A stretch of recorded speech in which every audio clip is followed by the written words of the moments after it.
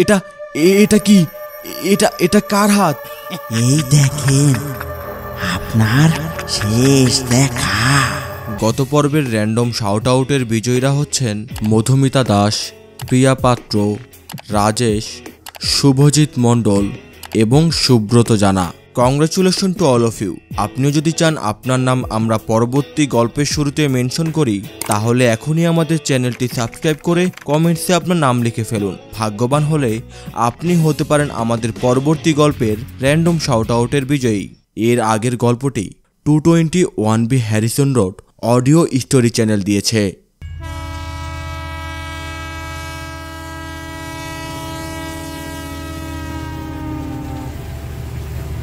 তা দাদা, কোথায় যাচ্ছেন?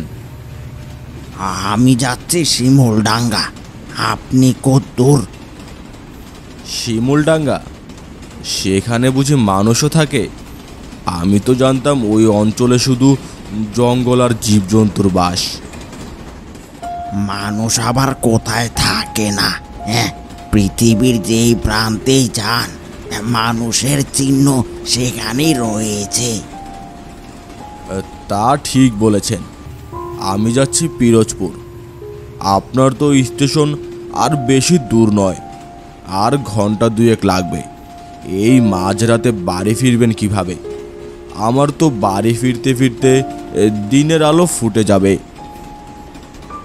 মাঝরাত আর সকাল দুটোই আমার কাছে এক সমান। বরঞ্চ দিনের বেলায় বেশি সতর্ক থাকতে হয়, কারণ তখন মানুষ সজাগ থাকে, আর মানুষের থেকে ভয়ঙ্কর কেউ হতে পারে বলে আমি তো মনে করি না। এই রাত তো তেনাদের জন্য, তাদের মধ্য দিয়ে চলাচল করবেন। ভয় পান না? ভয়ের কথা বলছেন? হ্যাঁ, তাহলে আপনাকে একটা গল্প শোনাই। হ্যাঁ হ্যাঁ, অবশ্যই। গল্পটা আমার জীবনে ঘটে যায় আজ থেকে অনেক বছর আগে। তখন আমি কলকাতায় একটা বেসরকারি এজেন্সিতে জব করি।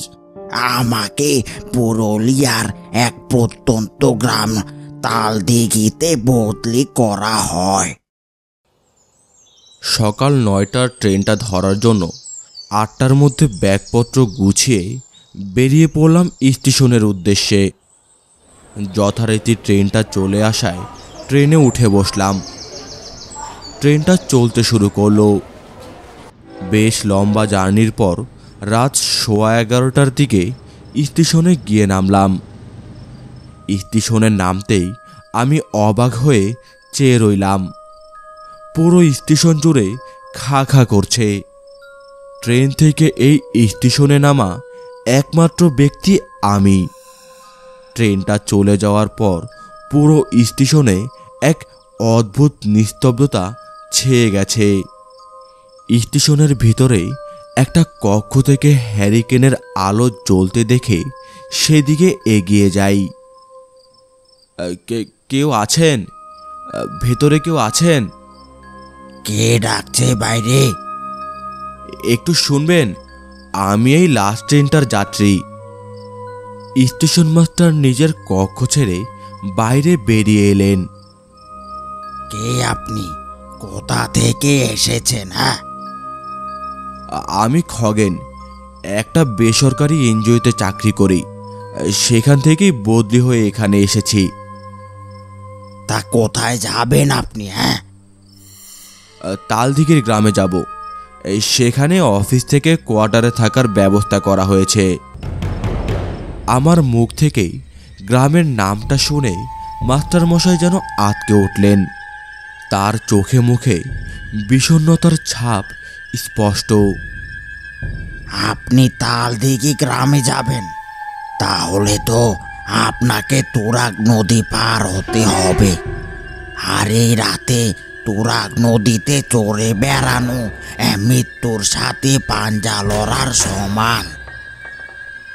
কেন? জলদস্যুর উপদ্রব আছে নাকি সেই নদীতে?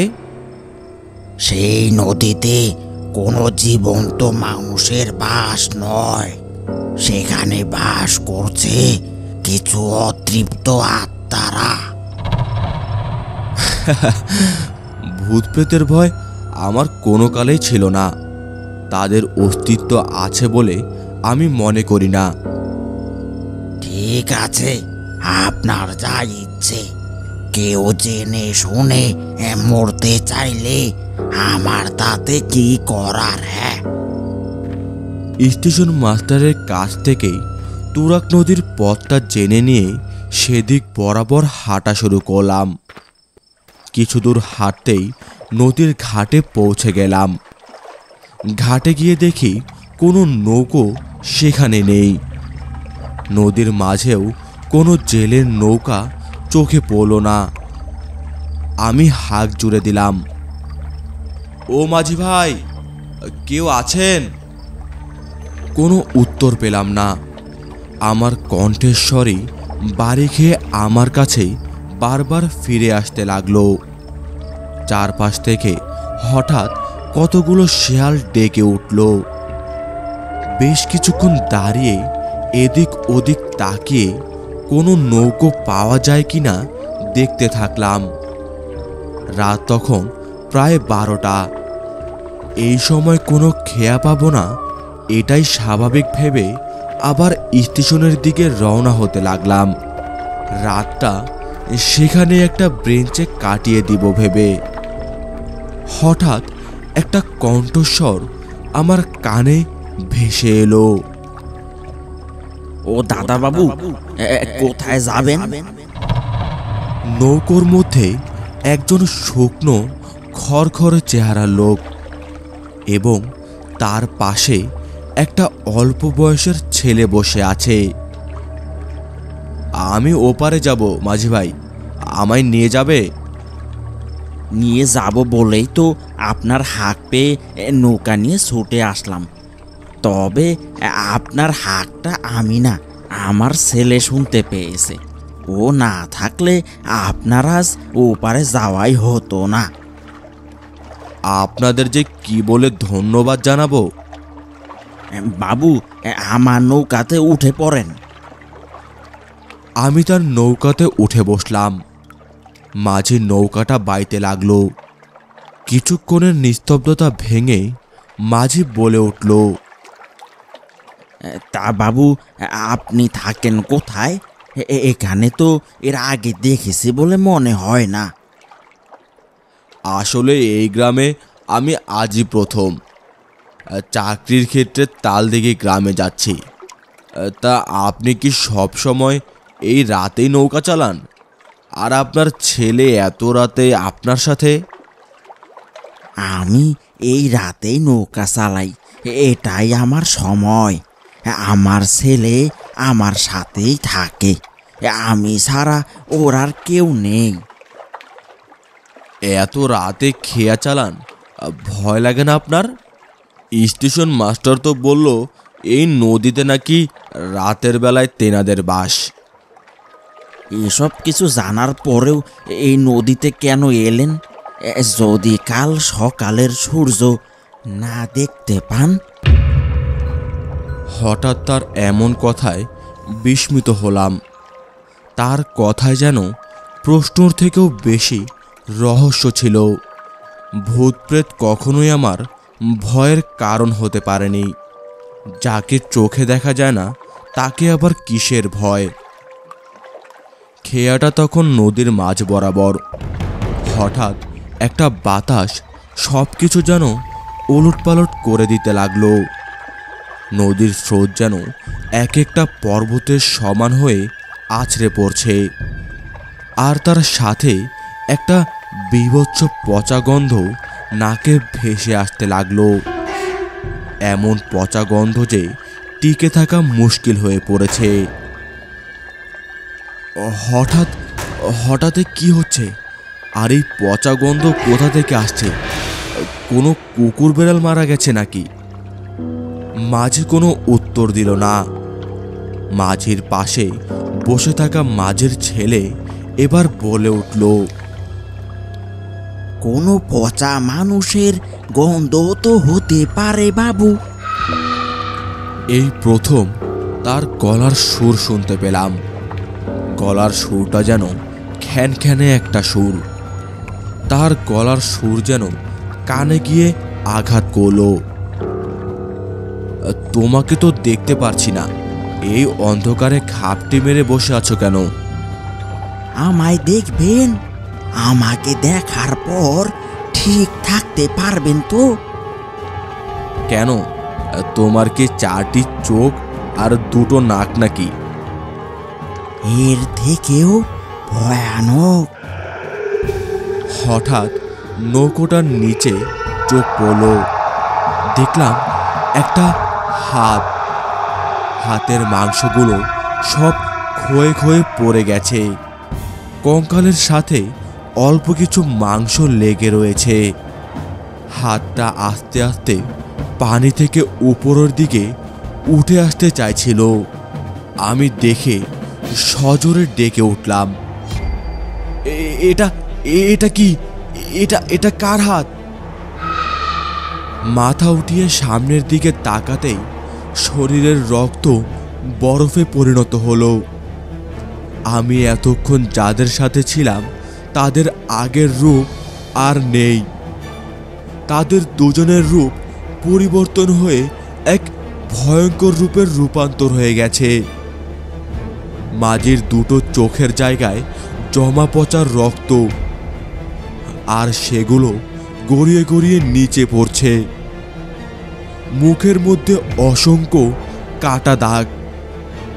শরীরের সমস্ত মাংস খসে খসে পড়ছে। আর তার ছেলের শরীর থেকে ডান হাতটা বিচ্ছিন্ন। শরীরের মাংস সব ফ্যাকাশে হয়ে গেছে। পেটের মাঝ বরাবর এক বিশাল কাটা, আর সেখান থেকে বেরিয়ে আসছে সমস্ত নাড়ি ভুঁড়ি। কে কে কে কে কে কে তোমরা? তোমরা তোমরা কে? আমরা আমরা যে তোর জম।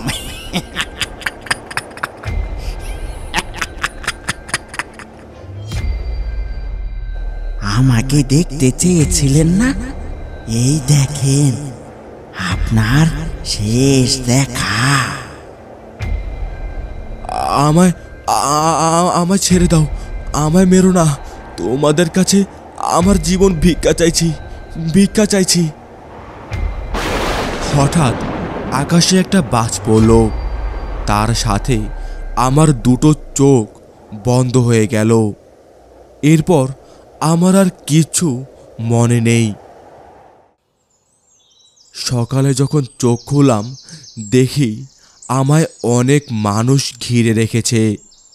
সকলের 2টো চোখ আমার দিকে। চিন্তা করবেন না খগেনবাবু, আপনি আমার বাড়িতে আছেন। আপনি? আপনাকে তো চিনতে পারলাম না। আর আর আমার কি হয়েছিল? আমি সুকান্ত, এই ব্রাঞ্চের ম্যানেজার। আপনার আসার খবর হেড অফিস থেকে জানিয়ে দেওয়া হয়েছে। তবে কাল রাত হয়ে যাওয়ায় ভেবেছিলাম আজ সকালে আসবেন। স্টেশনে আপনাকে রিসিভ করার উদ্দেশ্যে ঘাটে গিয়ে দেখি পুরো গ্রামবাসী একজনকে ঘিরে রেখেছে। সামনে গিয়ে দেখি আপনি নদীর তীরে পড়ে রয়েছেন। পরে আপনার ব্যাগে আপনার আইডিটা দেখে আপনাকে চিনতে পারি। তারপরেই আপনাকে এখানে নিয়ে আসি। ওই মাঝি আর আর ওই ছেলেকে, তাদের তাদের এই অবস্থা, আর আর আমি বেঁচেই বা ফিরলাম কিভাবে? আপনাকে সব বলবো। 3 দিন পর আপনার জ্ঞান ফিরেছে। আপনি আগে রেস্ট নিন। তারপর বেশ কিছুদিন কেটে গেল। ম্যানেজার সুকান্ত মশাই আমার সকল যত্ন আত্নি করে সুস্থ করে তুলল। একদিন বিকেলে, কি খগেন মশাই, শরীরটা এখন কেমন? এখন অনেকটা সুস্থ বোধ করছি। আপনাকে অসংখ্য ধন্যবাদ। তার দরকার নেই। আপনি এই গ্রামে অতিথি, আপনার খেয়াল রাখা আমার দায়িত্ব। ওই দিন আপনার সাথে যা হয়েছে তার জন্য এই গ্রামবাসী দায়ী। মানে আপনার কথা তো কিছুই বুঝতে পারছি না। কে তারা, আর তাদের এই অবস্থাই বা হলো কিভাবে? আপনার সাথে যা হয়েছিল সেটা আরও অনেক গ্রামবাসীর সাথে হয়েছে, তবে ভিন্নতা এখানেই যে আপনি বেঁচে ফিরেছেন আর তারা নয়। কি কি? সেই দুজন হলো হারান মাঝি আর তার ছেলে বিমল। হারান মাঝির স্ত্রী বিমলকে জন্ম দেওয়ার সময়ই দুনিয়া ত্যাগ করে। এরপর থেকে তারা দুজন ছাড়া তাদের আপন বলতে আর কেউ ছিল না। হারান মাঝি এই তুরাগ নদীতে তার ছেলেকে সাথে নিয়েই খেয়া পারাপার করত। গ্রামবাসীদের কাছে তারা নিচুজাত হওয়ায় নানাভাবে অপদস্থ হতো। এমনই একদিন বিমল প্রচণ্ড অসুস্থ হয়ে পড়ে। জ্বর যেন তার শরীর থেকে কমছিলই না। ভালো চিকিৎসা দেওয়ার মতো সামর্থ্য ছিল না হারানের। সে গ্রামের সকলের কাছে সাহায্য চায়, কিন্তু গ্রামের মানুষ তাদেরকে কোনোভাবেই সাহায্য করে না। সকলে দূর দূর করে তাড়িয়ে দেয় তাকে। এমনকি এই গ্রামের কোনো রিক্সা বা ভ্যানওয়ালাও তাদের হাসপাতালে নিয়ে যায়নি। এসব কি এখনো কেউ মানে? মানে এখনও অনেক গ্রাম আছে যেখানে উঁচু জাত নিচু জাত এই সব কিছু মানা হয়। গ্রাম কেন, দেখেন না, যাদের টাকা বেশি, ক্ষমতার দাপট বেশি, তারা গরিবদের কিভাবে চুষে চুষে খায়। হারান মাঝি শেষ পর্যন্ত তার ছেলেকে হাসপাতালে আর নিয়ে যেতে পারেনি। নিজের কাঁধে করে ছেলেকে হাসপাতালে নিয়ে যাওয়ার পথেই তার ছেলেটা মারা যায়। আর পুরো গ্রামবাসী চেয়ে চেয়ে দেখেছে, কেউ সামান্য এতটুকু আফসোস পর্যন্ত করেনি যেন কোনো মশা মাছি মরেছে। তাদের কোনো আসে যায় না। একমাত্র ছেলের এমন মৃত্যুতে হারান মাঝি একদম ভেঙে পড়ে। ছেলের শোকে হারান মাঝি পাগলের মতো হয়ে যায়। আর ঠিক ছেলে মারা যাওয়ার 3 দিনের মাথায় তার খেয়াটা এক গাছের নিচে বেঁধে সেই গাছেই গলায় দড়ি দেয় সে। এই গ্রামের মানুষের অবহেলায় দুটো জীবন নিরীহের মতো শেষ হয়ে যায় এবং চিরতরের জন্য হারান মাঝি আর তার ছেলে এই তালদিঘি থেকে বিলীন হয়ে যায়। তবে তাদের অতৃপ্ত আত্মা নয়, হারান মাঝি আর তার ছেলের অতৃপ্ত আত্মা এই তুরাগ নদীতে চড়ে বেড়ায়। আর রাতে কেউ নদী পার হওয়ার জন্য খেয়াতে উঠলেই তার মৃতদেহ নদীর জলে ভেসে থাকতে দেখা যায়। তবে তারা আমায় মারল না কেন?